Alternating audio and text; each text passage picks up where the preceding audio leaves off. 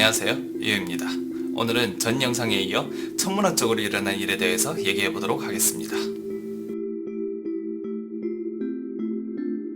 2019년 1월 9일에 유명 잡지 자연에서 한 사건을 발표합니다. 2018년 8월에서 10월 사이에 캐나다의 전파망원경 CHIME는 우주 먼 곳에서 온 총 6개의 신호를 받아들입니다. 이번 신호는 아주 짧은 펄스 신호였는데 사실 우리 일반 생활에서도 이런 신호는 많이 발생합니다. 예를 들면 2012년에 호주의 팍스 천문대에서 16세트의 펄스 신호를 받았는데 처음에는 우주에서 온 신호인 줄 알고 점차 조사해보니 전자레인지에서 나온 신호였습니다. 우리가 우주에서 첫 신호를 감지한 것은 2001년인데 벌써 19년의 시간이 되었죠. 이 19년 동안 총 40몇 세트의 신호를 발견했습니다. 이런 신호들은 보편적으로 몇 천분의 1초밖에 안 되고 그 신호의 강도가 얼마나 약하냐면 휴대폰을 달에 갖다 놓고 지구에서 그 신호를 받는 것보다 몇 천 배는 더 약하다고 합니다. 현재까지 받은 신호를 분석해보면 모두 은하계 밖에서 온 신호들인데 지구에서 거의 10억 광년에서 몇십억 광년까지 먼 곳에서 온 신호들입니다. 비록 이 신호들이 지구까지 도달했을 때는 몇십억 광년을 오다 보니 신호가 아주 약했지만 당시 이 신호를 발사할 때는 아주 강했죠. 그 강도는 약 5억 개의 태양이 순식간에 내뿜는 에너지에 맞먹는다고 합니다. 사실 이런 펄스 신호의 생성에 대해서 현재까지는 천문학계에서 명확한 설명 방법은 없습니다. 주류의 추측으로는 항성이나 비슷한 천체가 중자성이나 블랙홀로 붕괴되면서 발생했다고 합니다. 그런데 이렇게 근 20년간 이런 신호를 우주로부터 받아왔는데 왜 이번 일만 이렇게 관심을 끌었냐면 이번에 받은 신호가 좀 독특했기 때문입니다. 근 20년간 받아온 다른 신호들은 모두 다 단발성 신호였고 우주의 서로 다른 곳에서 받았는데 이번에 받은 이 6개의 신호는 한 곳에서 왔습니다. 지구에 약 15억 광년 떨어진 한 작은 은하에서 왔는데 이 은하는 우리 은하보다 약 100배 작은 은하라고 합니다. 사실 이런 한 곳에서 여러 개의 신호를 받은 것은 이번이 처음은 아닙니다. 역사상 처음으로 한 곳에서 여러 개의 신호를 받은 적은 2012년 11월 2일에 푸에르토리코의 한 전파망원경이 지구에서 약 30억 광년 떨어진 곳에서 신호를 받았습니다. 처음에는 다른 신호들과 별 다름이 없어서 별로 크게 신경을 안 썼는데 2015년에 그곳에서 또다시 16개의 신호를 받았습니다. 2017년에는 24분 사이에 또 그곳에서 15개의 신호를 받습니다. 그때야 생각을 했죠. 혹시 이거 외계인이 우주로 보낸 신호가 아닐까 하고. 그래서 이 신호들이 외계인이 보낸 신호인지 검증하기 위해서 캐나다는 총 1,500만 달러를 투자해서 이번에 신호를 발견한 CHIME 전파망원경을 건립했습니다. 처음에 2012년에 받은 신호는 지구와 약 30억 광년 떨어진 곳에서 왔다고 했잖아요. 이번에 받은 신호는 지구와 약 15억 광년 떨어진 곳에서 왔습니다. 그래서 일부 사람들은 상당히 긴장했습니다. 혹시 이거 동일한 신호원이 점점 우리 쪽으로 다가오는 게 아닐까 하고. 그런데 걱정할 필요가 없는 게 전에 받은 신호의 마지막 신호는 2017년에 받았는데 1년 사이에 어떠한 물체도 15억 광년을 이동할 수 없다는 겁니다. 만약에 이 신호가 진짜 외계인이 보낸 신호라면은 이런 의문점이 들죠. 이 외계인들은 어떤 문명일까? 이 외계 문명은 30억 년 전에 벌써 이런 방대한 신호를 발생시킬 수 있고 고도로 발전한 기술을 가지고 있었는데 30억 년이 지난 지금은 얼마나 발전했을까? 사실 이 우주 문명의 발전에 대해서는 소련의 한 천문학자가 정의를 내린 적이 있습니다. 우주의 문명은 3가지 등급으로 나뉘는데 1급 문명은 이 문명이 살고 있는 행성의 모든 에너지를 사용할 수 있을 때, 그러니 우리 지구는 아직 1급 문명에도 도달하지 못했죠. 약 한 0.73급 정도? 2급 문명은 이 문명이 있는 항성계의 모든 에너지를 사용할 수 있을 때, 즉 우리가 태양의 모든 에너지를 사용할 수 있을 때 2급 문명이 되는 거죠. 그럼 어떻게 이 항성의 모든 에너지를 사용할 수 있을까요? 이에 대해서 한 가지 가설이 있죠. 바로 다이슨 구입니다. 다이슨 구가 뭐냐면 천문학자들이 가설해낸 구체입니다. 특정 항성을 완전히 둘러싸서 그 항성의 모든 에너지를 활용하는 가설상의 거대 구조를 말합니다. 태양 밖에다 어떤 물질로 태양을 완전히 감싸버리는 거예요. 그러면 태양이 발생하는 모든 에너지를 받아서 어떤 방식으로 전달해서 사용하는 거죠. 우리가 다이슨구를 실행시켰을 때 우리는 2급 문명이 되는 거죠. 그리고 3급 문명은 은하의 전체 에너지를 사용할 수 있을 때 은하에 있는 모든 항성에다가 다이슨구를 다 만드는 거예요. 그러면은 3급 문명이 되는 거죠. 자, 여기서 한 가지 가설이 나옵니다. 만약 진짜 3급 문명이 실현된다면 우리 은하계는 완전히 어두워집니다. 모든 항성을 다 다이슨구로 둘러싸버렸잖아요.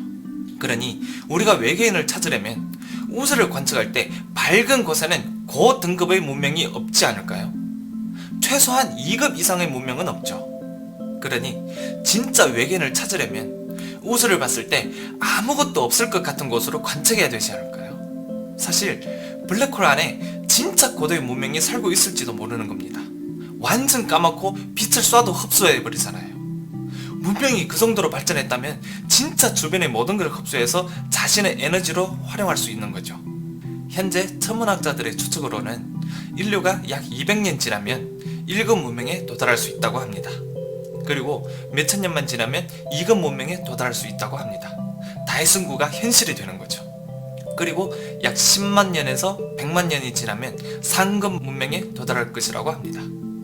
다시 본론으로 돌아가서 이 신호를 보낸 외계인들은 지금 30억 년이 지났는데 몇 급 문명까지 도달했을까요?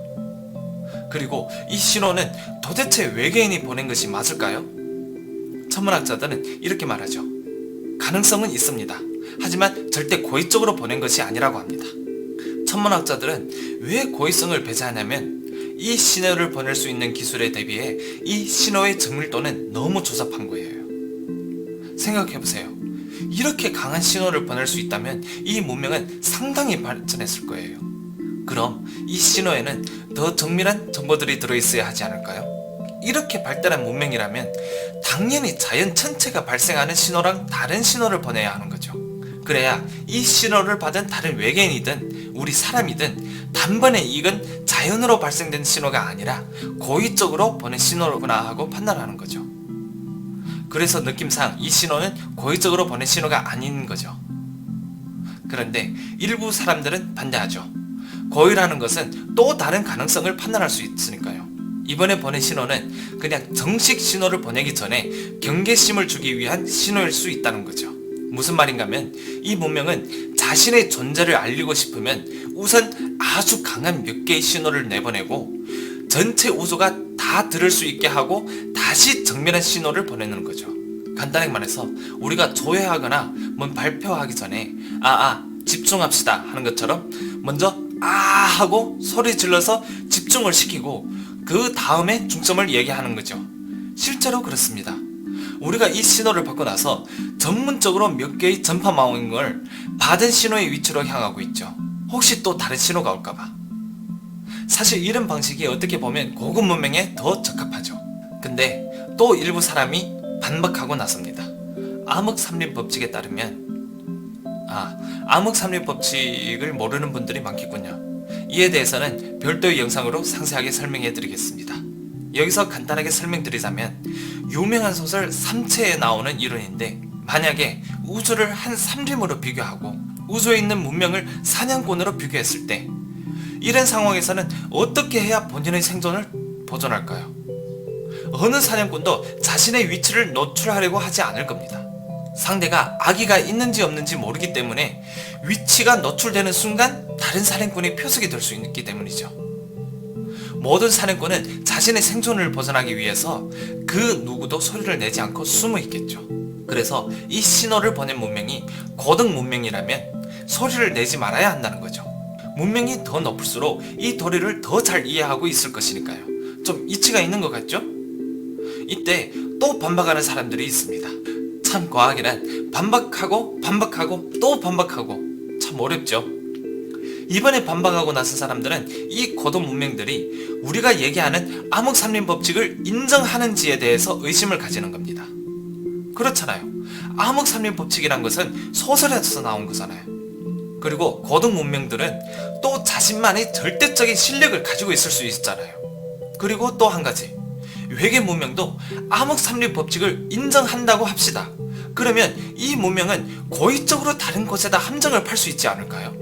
고의적으로 어느 한 별에다가 신호 발사기를 설치해놓고 신호를 보내는 거죠.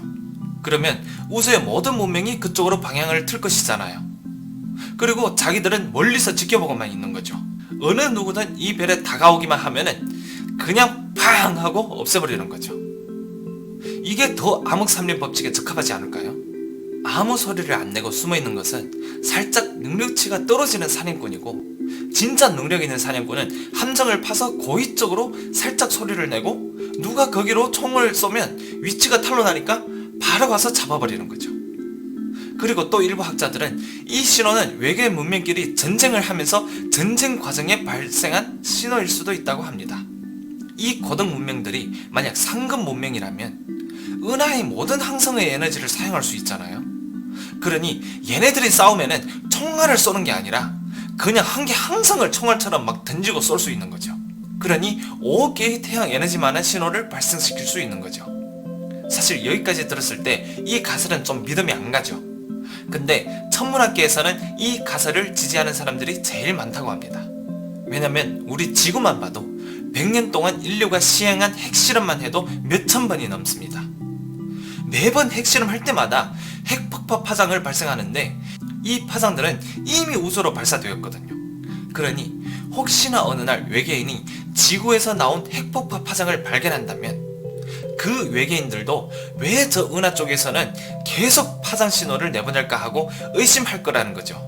그리고 전에 지구 공동설 영상에서도 지하세계의 사람들도 지상의 핵폭파로 인해서 다시 지상에 관심을 가지게 되었다고 했잖아요. 그러니 이번 영상과 연결되는 거죠. 비록 우리 핵실험도 규칙 없이 하지만 외계인 입장에서는 저기에 분명히 뭔가가 있을 거라고 생각할 거란 말이죠. 우리가 지금 하고 있는 일이랑 똑같은 거죠. 사실 우리는 이미 암흑3리 법칙에서 노출이 된 거예요. 얼마 지나지 않아 외계 공격을 받을지도 모르는 거죠. 자, 오늘의 영상은 여기까지로 하겠습니다.